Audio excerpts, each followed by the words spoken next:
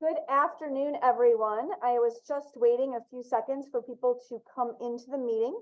Welcome to Visit Milwaukee's monthly webinar series. With festival season right around the corner, Milwaukee is poised for yet another exciting summer of live events that show the world what it means to truly be named the City of Festivals. These events draw millions of visitors to our community and generate a tremendous amount of economic impact. We want to help you and your businesses quantify the value of the events that you hold to stakeholders. So we're going to welcome Chris Pike from Tourism Economics to present the event economic impact calculator and how we can help you as you move forward.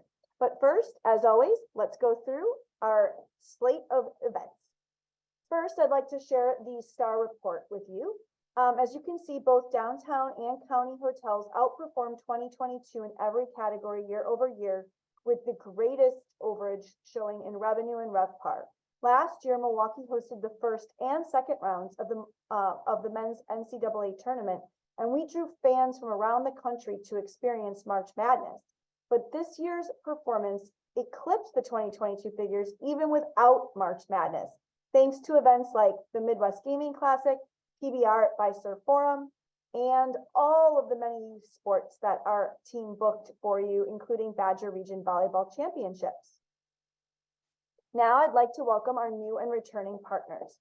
We have the Art Preserve of the John Michael Kohler Art Center, Celebrities Unlimited, Light the Hone, Lime, the Milwaukee Bar Association, the Milwaukee Pretzel Company, Movida at Hotel Madrid, Olympia Granola, the Osthoff Resort, Salty Paws Milwaukee, Shutter Booth Photo Booth, Source 10, and Sweet Joy Brazilian Cafe. We thank you for your partnership and we look forward to working with all of you. The Milwaukee Film Festival is officially underway. Running through May 4th, you can catch future award-winning films and festival favorites at the Oriental Theater, the Times Cinema, or the Avalon Theater. To see the list of films, plan your Film Fest experience, and get your tickets today, you can reach out at milwaukeefilm.org. Next month, join Milwaukee Film and Boswell Books in welcoming New York Times bestselling author Stacey Abrams to Milwaukee for a unique one-night-only book tour event.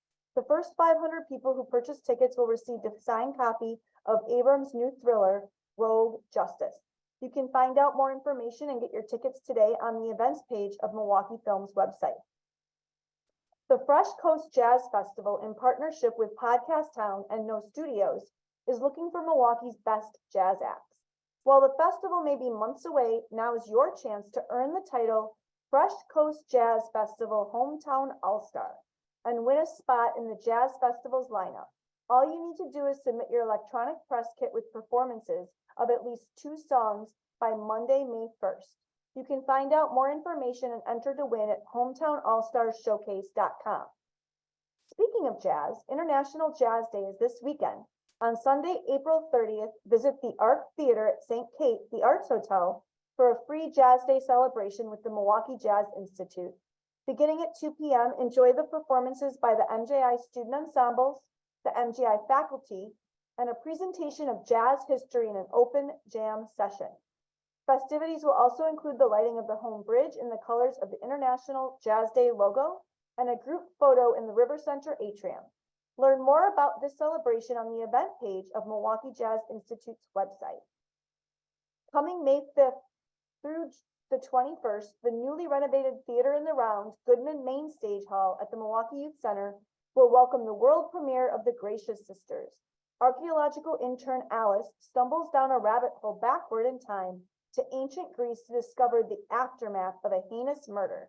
And when the powers of the goddess of vengeance, Furies, and the goddess of wisdom and war, Athena, intervene to determine the culprit's fate, the two grapple with the meaning of justice. For more information about the premiere, get your tickets today at firststage.org. Congratulations to Anna Lardnoy of Gothic Milwaukee on the recently launched self-guided walking tour of Brady Street and the Lower East Side.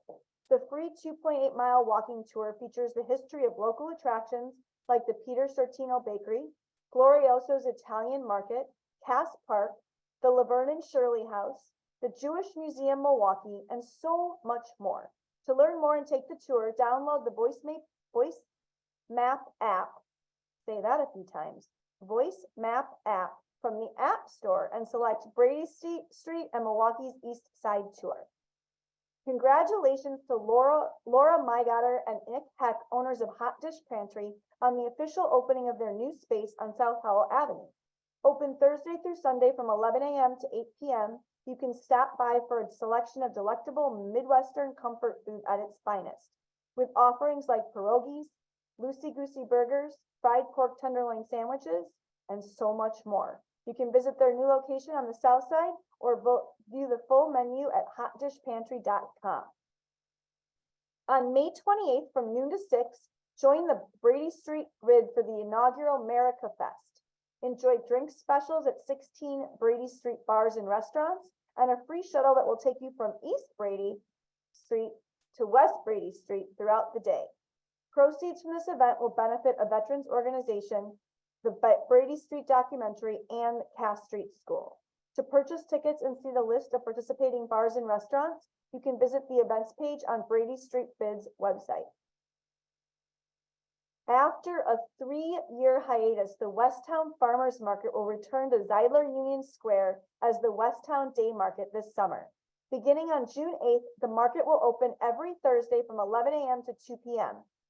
Oh my goodness, this brings back memories. Take a break during your lunch hour and enjoy a wide selection of lunch offerings, specialty vendors, and acoustic entertainment, all in the heart of the downtown area. You can find vendor information, dates, and more at Westtown Association's events page. Attention all museum partners. There are 3 national grant programs available that may benefit your organization. The Inspire Grant for Small Museum offers support for small museums of all disciplines in project-based efforts to serve the public. Then, the Museum for America program supports the museum of all sizes and disciplines in their strategic project-based efforts to serve the public. Finally, the Museum Grant for African American History and Culture is designed to support the growth and development of museum professionals at African American museums. You can find all of these grants along with their eligibility requirements on the grants page of the Institute of Museum and Library Sciences website. Museum and Library Services website. If you need any assistance in taking advantage of this opportunity, please do not hesitate to reach out to our team. Partners, make the most of your partnership with us. Take a moment and review the photos you have on file in the partner portal. As we look toward a new website later this year, we want your most up-to-date images of your businesses to ensure that we're spotlighting the business to visitors on our Visit Milwaukee website. And with the big events that we have coming in, namely one like maybe the RNC, you want to make sure that you're promoting the right things on our website as well. To review or make changes, please log into your partner portal, click collateral, and then media. Are you looking for a way to get your event featured on social media, on our website, our blogs, or TV appearances? We are on TV twice a week. Be sure to post it on our free community calendar, Milwaukee365.com, to be included in our new content. To be featured in holiday content, please check your partner portal for a list of upcoming deadlines. May is AAPI Heritage Month, and here are a few activations that will take place throughout the month in partnership with Elevation.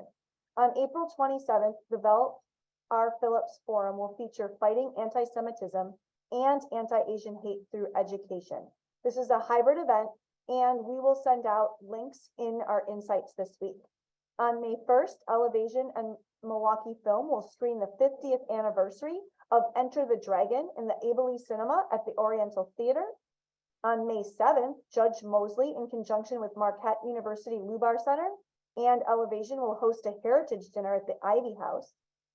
May 14th through the 20th is Asian Restaurant Week, and June 5th is the Milwaukee's first annual MKE Dumpling Fest presented by Elevation. Again, we will send links to all of these events and more to celebrate AAPI Heritage Month in our Friday Insights this week. And don't forget, right now we are in Black Restaurant Week as well, and you can find that information on our website. On Thursday, the MKE 2024 host committee launched its vendor portal, Vendor Connection, so that businesses can put themselves forth for consideration by the Republican National Convention's meeting planners. I encourage all partners, regardless of what type of business you are, if you think you have services that they might need, you should sign up at www.mke2024host.org.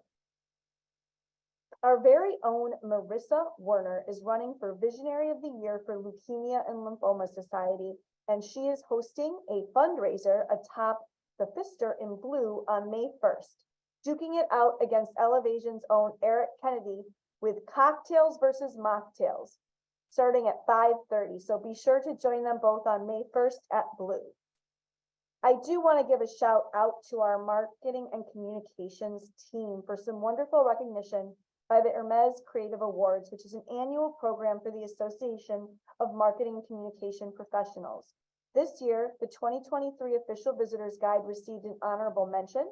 Our blog and Good Things Brewing TV show received gold awards, and our 2022 Bobby Portis campaign took home a platinum award, the contest's highest honor.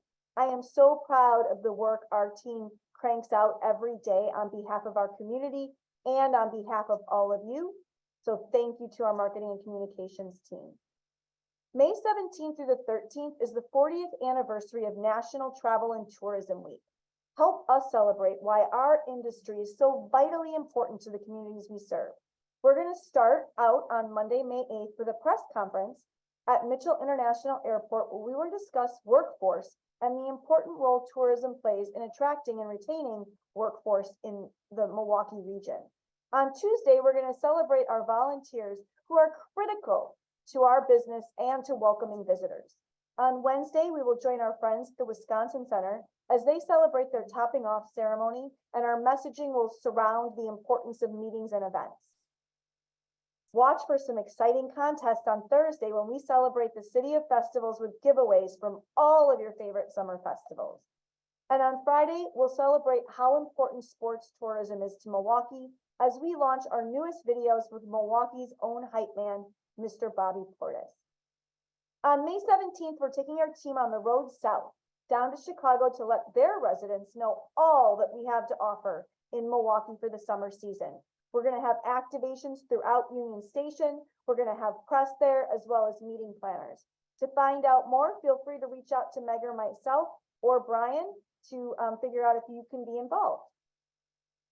And finally, join us for the Visit Milwaukee May webinar on Tuesday, May 30th, as we share information about GEM grants, Joint Effort Marketing Grants. This is about $1.1 million that Travel Wisconsin gives away each year to groups who are promoting something that can bring visitors from outside of the state of Wisconsin. You'll want to hear all about this, how you apply for them, and how you can use this resource as a way to bolster your events and bring more tourists to our city.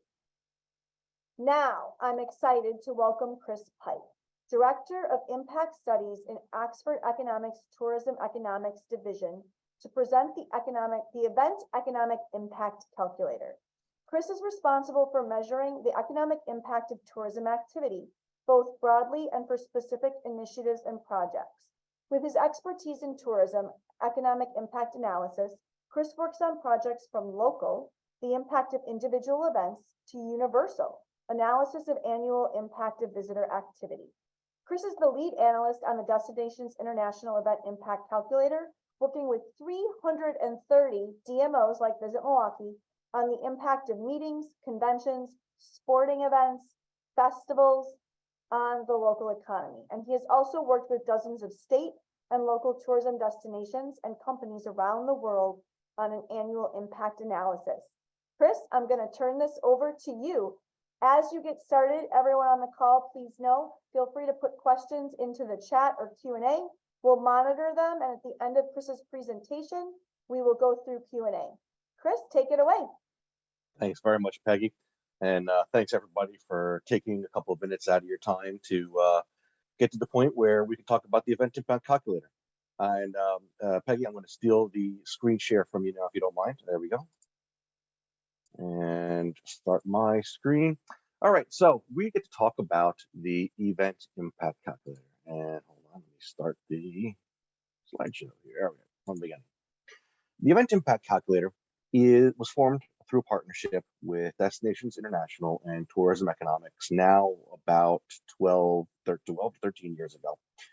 We started working, we're an economic consulting firm based in and around the Philadelphia area. And we started working with a couple of DMOs to understand individual event impacts. And we found that there were some very different uses for an event impact calculator at that point in time.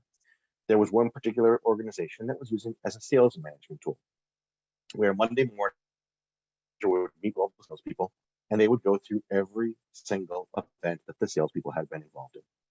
Not surprisingly, it takes a lot of time. So the sales manager wanted a quick tool to be able to allow the salespeople to essentially self-call events. So the sales manager was able to say, if it's not going to bring in $10,000 in Fed tax revenues, we're not going to consider it our Monday morning meeting. The second DMO that looking at an event impact calculator at that point in time was looking at it as a PR piece, where they were getting their mayor would try to go downtown on certain days to go to their favorite restaurant and to be able to have hobnob with people at their favorite restaurant. And there were at points in time where the restaurant was crowded and they couldn't find parking and things like that. Well, rather than it being a negative, the crowds, the restaurant being taken, this particular DMO wanted to change that story and point out, well, listen, the reason why the sidewalks are crowded, the reason why everybody's at the downtown restaurant is because there's an event happening at the downtown park, or there's an event happening at the convention center. And as they're at the convention center, they're doing other things like dining, like doing other recreational activities within the city. So they wanted to be able to change that story of it's crowded and there's no parking to, hey, it's supporting local jobs, local businesses, and providing tax revenue to the local government from all of this activity that's happening. In the end, we partnered with Destinations International to be able to promote this event impact calculator to the worldwide organization of destination marketing organizations. And it's now reached about 330 destination marketing organizations all around the globe. But of course, the first reason is well, it's great that 330 different DMOs use it, but why? Why are we using it? Because the DMOs and the Convention and Business Bureaus do understand the value of understanding the value of the events that they're helping support, or even just events that are going on within their community. By knowing this value, they can make strong cases for what is the benefit to the local community. And they can do it in different metrics that matter most to those particular audiences that are looking at. So the Event Impact Calculator has been created to help destination marketing organizations and convention and visitor bureaus by being able to look at just key event parameters and use them to measure, which is very key, the local economic value of events. But of course, what are we talking about when we talk about economic impact? Well, in this case, remember, this is a tool built for destination marketing organizations. So really, it's there to support the evaluation of what is the new money, what is the money from visitors, or that is supported by visitor attendees coming into the community due to an event. So it helps measure the local economic value of an event and provide metrics for both internal and external understanding of the value of the community. As I said, the Event Impact Calculator has now been available since 2011. So now we are in our 12th year of existence. Each step that we've taken on this particular diagram has been because of DMO support, and has been also because of destination and marketing organizations' demands. We launched the meetings module back in 2011 with just event types for business meetings, conventions, and trade shows. Not the first question, but very soon afterwards, DMOs wanted the same type of analysis to be done for sporting events. So in 2013, we launched the sports module. Many DMOs over time are involved in festival and cultural events and are understanding the importance to the communities, whether in some cases they're being forced to provide some of their funding to these festivals, or whether it's also just an understanding of these festivals are bringing in visitors to the destination. It's important for us to be able to understand and evaluate these particular events. So in 2016, the Festival and Cultural Events module was built up and created. We went international with the Canadian Event Impact Calculator in 2017, Europe in 2018, and then launched the Local and Public Events module, which includes things like public and consumer shows, like flower shows, home shows, boat shows, weddings, and banquets that happen within some standalone facilities like convention centers and arenas, and a couple of other event types that helped close the loop of all different event types that happen within convention centers and arena. So we market the Event Impact Calculator with 4 modules: business module, sports module, festival and cultural events, and local and public events. And within each module, the DMOs have the opportunity to have a selection of somewhere between 3 to 5 different event types. And within that is an understanding that spending and impacts from each of these different types of events are going to be unique enough or different enough to warrant modeling it in its own way. So I'll get into that in a couple minutes. A couple things about the Event Impact Calculator that have taken event analysis to, let's live, the next generation. As we started with the Event Impact Calculator back in the early 2010s, there were a couple of, not random, but a couple of other ways of getting event information or evaluating events that were out there. But many of them had a number of different flaws that really made it tough to use universally. One of the more prevalent evaluation tools at that point in time was essentially what I like to call the magic number methodology, where there had been a study done in the 2004-2005 time period, which evaluated key citywide conferences and came up with an average spend per attendee. That was used, not surprisingly, by DMOs to understand and help calculate that aggregate value of what an event meant to the local community. But remember what I talked about in terms of those events. They were citywide events. It was a survey that was done that provided one national number, and it was really just conferences. So it really didn't understand differences between what can be spent in Milwaukee versus what can be spent in Chicago, or what can be spent in Milwaukee versus what can be spent in Las Vegas. The Event Impact Calculator that we provide is built for the individual destination. It's also meant to be easy to use. We look at drop downs, and we have other assumptions that are built in behind the scenes to allow the calculator to be used in really a quick analysis that can be done, as I like to call it, the elevator pitch, where the event organizer is basically going to be able to tell you how long the event is going to go on for, how many people are coming, and what type of event it is. With that little bit of information, that 30 seconds of information, the DMO can get to an evaluation of an event. But of course, it can provide more as you have more information around the event. So again, this is a tool built for DMOs, and the modules are built for what the understanding of what is going to be available in terms of data to the DMOs. DMOs are not the organizer. They're not going to have some of that detailed information about what exactly is being spent, but they can, working with the organizers, get information that allows you to fill out the Event Impact Calculator to get an event impact. And it's going to be kept up to date because it's an online tool.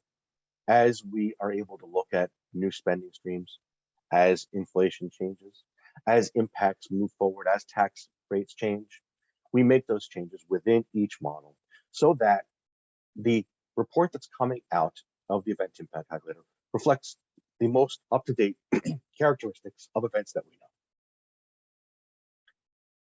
As I pointed out, the model is built for your destination. What we're looking at is we're looking at both general behaviors of attendees and organizers around these different types of events, but also an understanding of what is happening locally in terms of the differences in potential spending.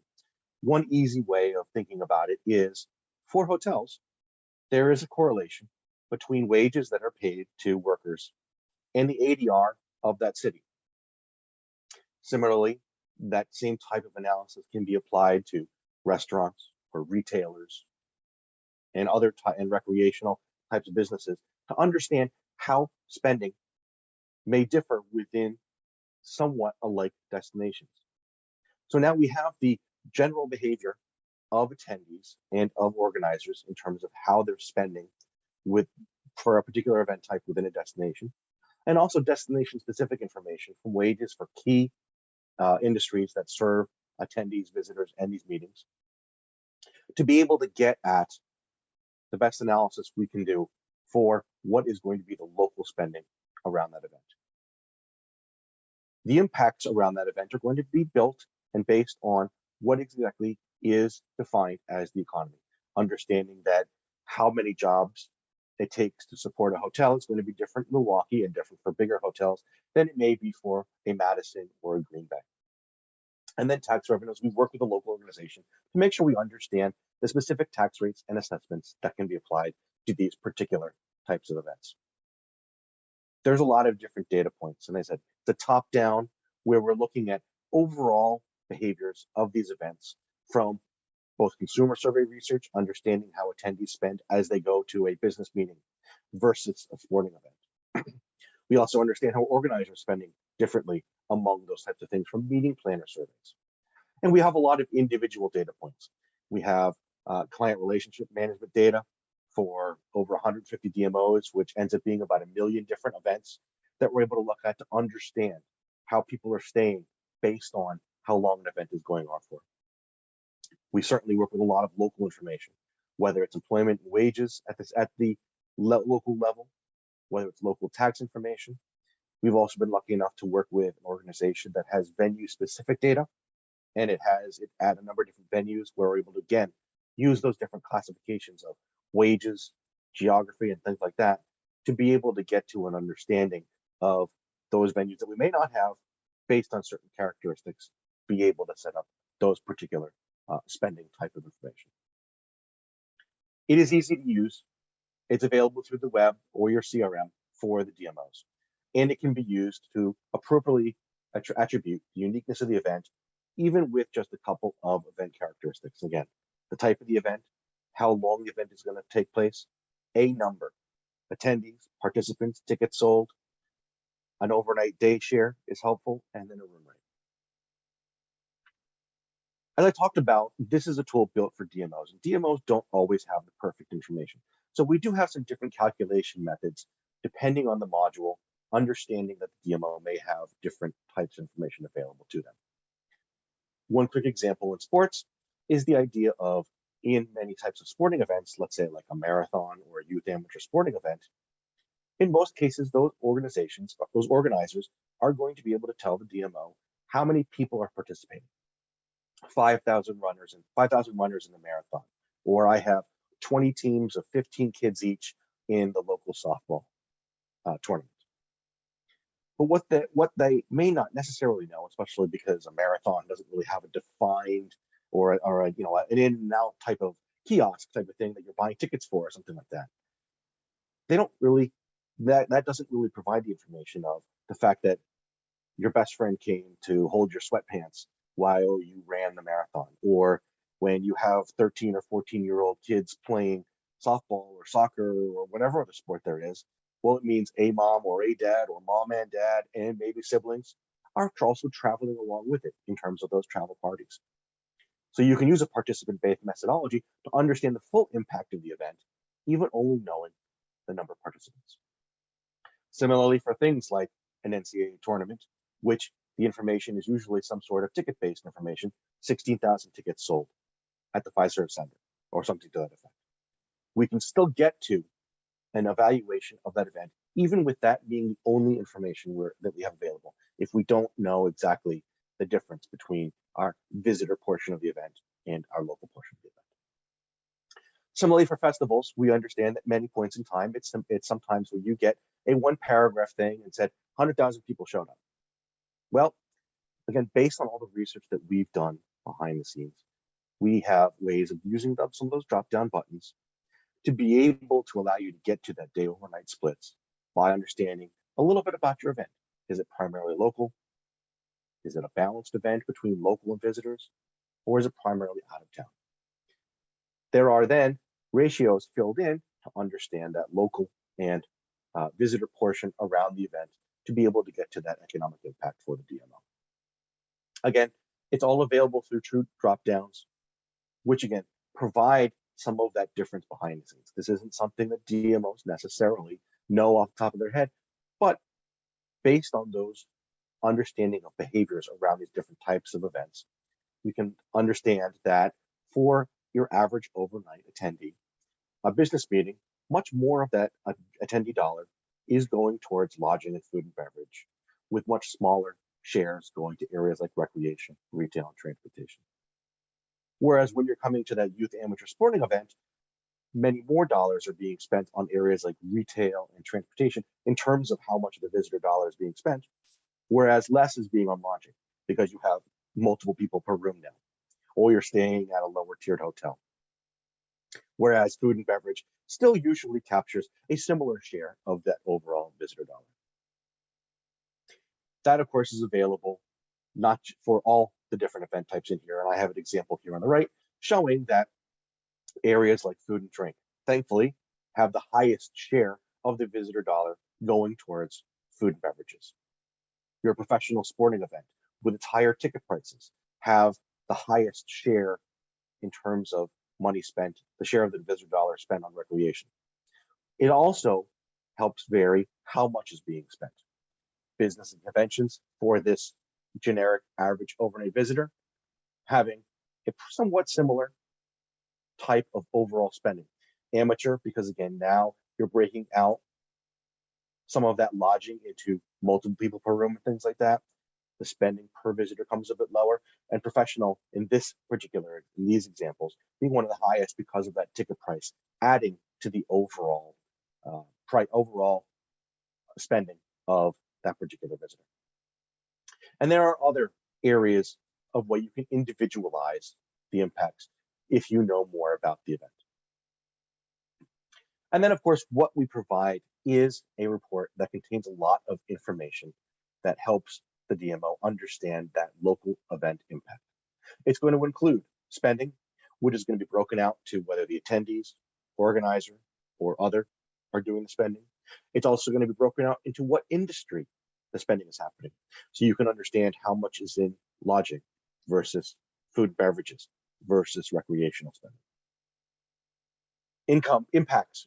We provide jobs and income that will be earned by the workers around the event. Taxes broken out both by level of government and type of tax. A return on investment if the DMO had spent funds to support the event. And also estimates on the number of visitor days and room demand that come out of the event. And they're all broken out into direct and total components. How does this all support working the DMO in terms of their understanding around these events? Well, there's a number of internal uses. What is the appropriate incentive for these types of events? Understanding how much of it is going to be visitor or local related, or understanding how big it may be is going to impact its local impact. So what is going to be the appropriate incentive to make sure that event happens in my community? Scoring events. If there is limited space and you have to choose between different events, which event may have the most benefit for the community in terms of the DMO's point of view? Certainly there's a post-event evaluation. Did that event provide the impact that it promised? There could be then other reports, things like room demand and things like that the DMO may be able to get to support a post-event evaluation.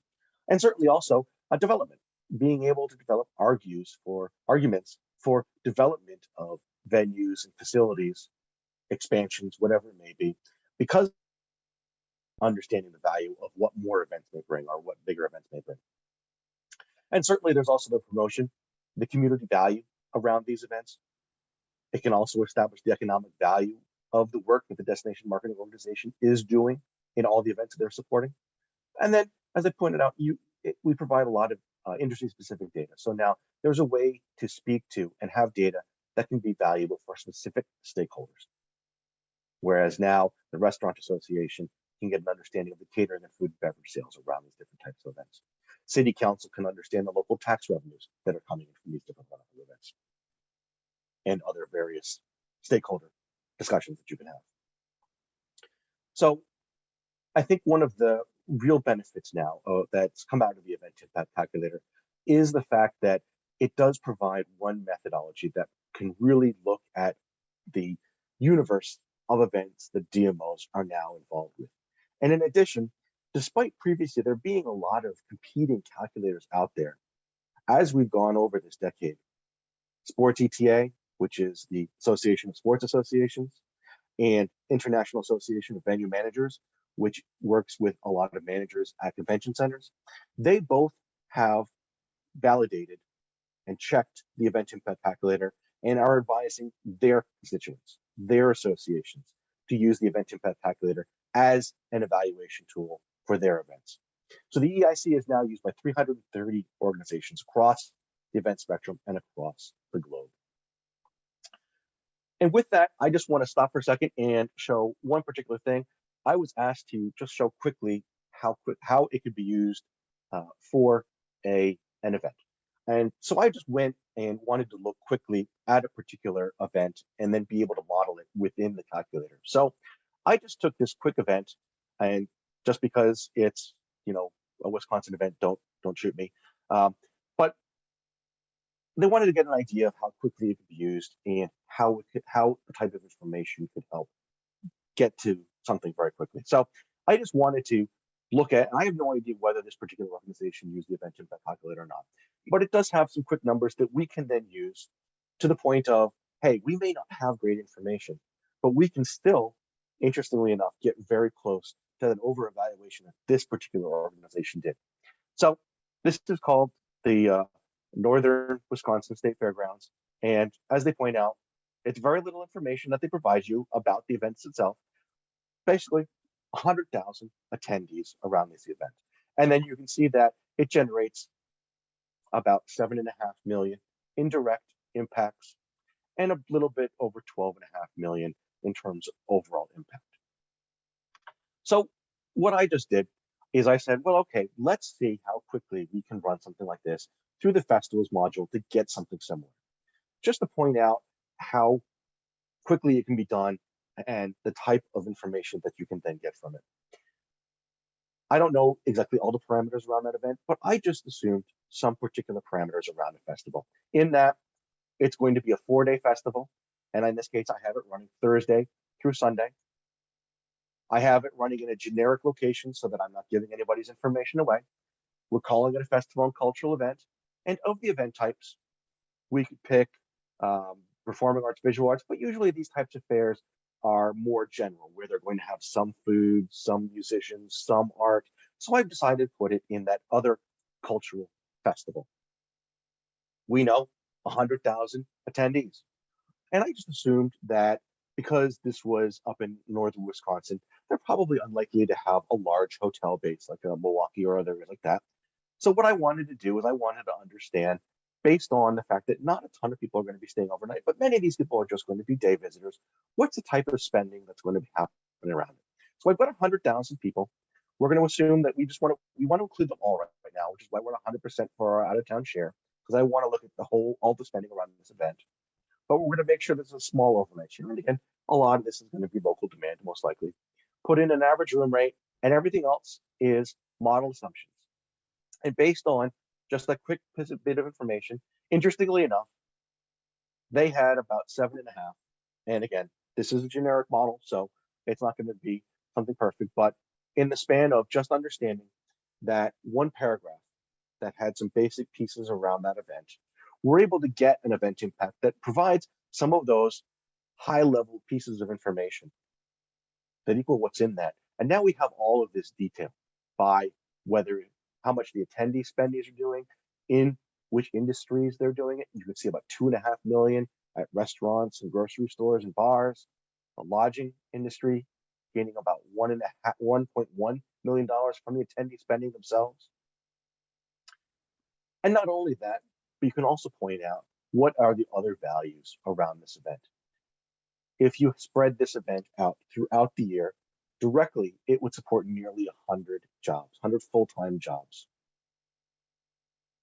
the tax revenue that it brings in. And again, a generic location, probably not the same taxing structure as Wisconsin, but based on having some sales tax, local sales tax, and bed tax, we can see that this report provides us information where we can look at how much the local government is getting from sales tax, how much bed tax revenue is coming in from this room demand estimated around this event.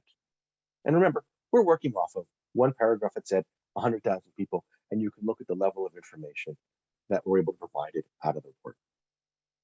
We haven't put in any hosting costs, so we don't have a return on investment, but another neat calculation is the understanding of room demand. And, are we getting this type of room demand is sometimes an iterative process where we might not have this many rooms up in that area or within our particular county. So there can be some modification around these event impacts, understanding what can really be supplied around this community. But I think just a neat way to show the report itself, but also how quickly it can be used, even with just general information. So I always like to tell people, don't be scared to get started.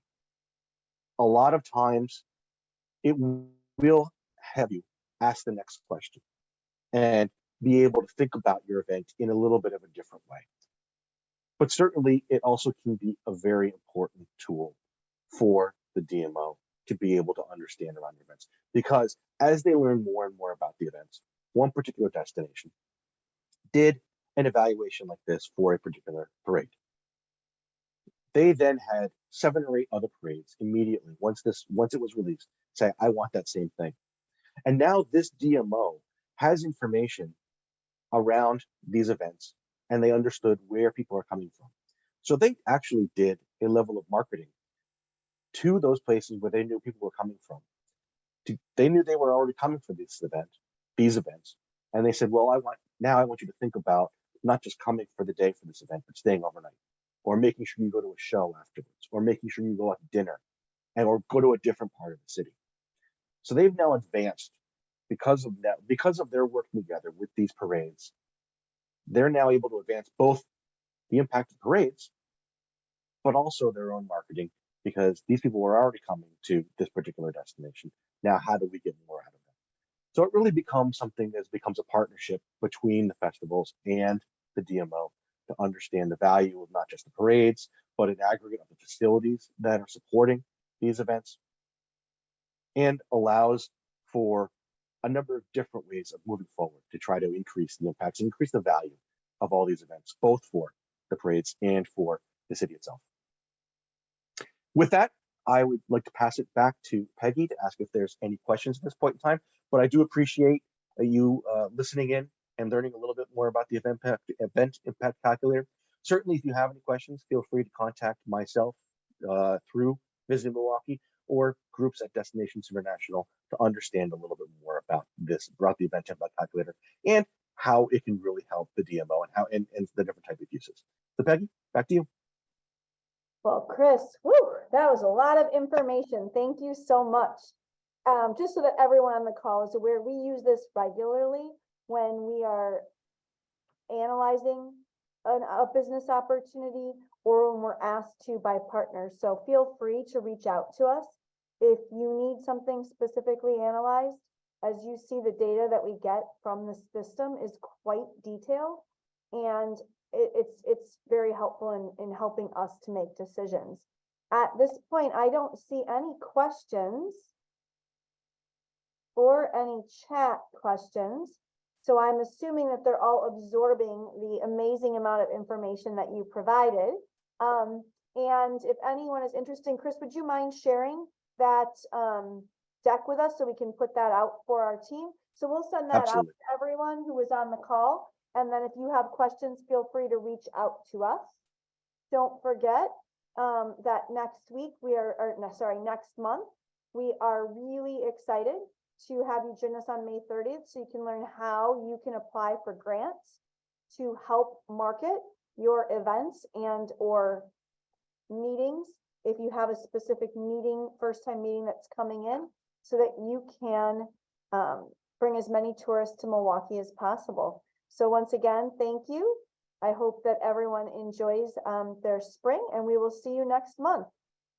Bye-bye. Thanks, Chris. Thanks, everybody. Have a great afternoon.